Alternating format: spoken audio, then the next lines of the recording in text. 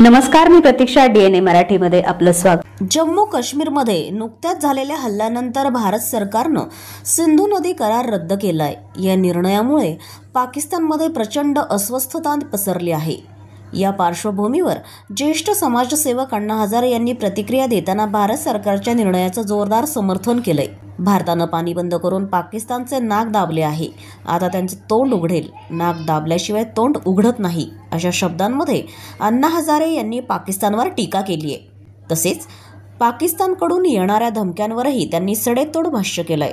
पाकिस्तान म्हणतंय आम्ही अणुबॉम्ब टाकू, पण आम्ही हातपाय बांधून बसलेलो नाही. समाजाच्या प्रश्नांसाठी लढणारे आम्ही आहोत. झुकणं आमच्या स्वभावात नाही, असंही यावेळी अण्णा हजारे म्हणाले.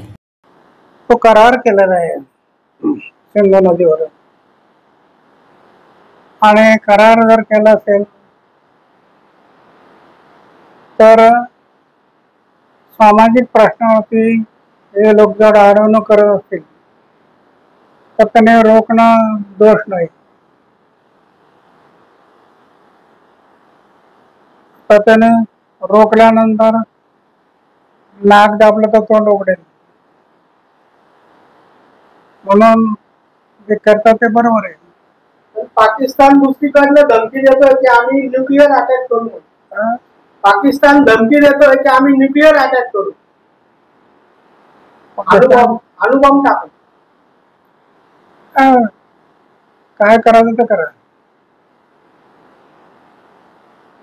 अणुबॉम्ब टाकला तर दुसरे काय हात वाकडे झाले नाहीत, लढायला तयार आहेत. लढाई समाजाच्या प्रश्नावरती लढण्याची तयारी ठेवली पाहिजे.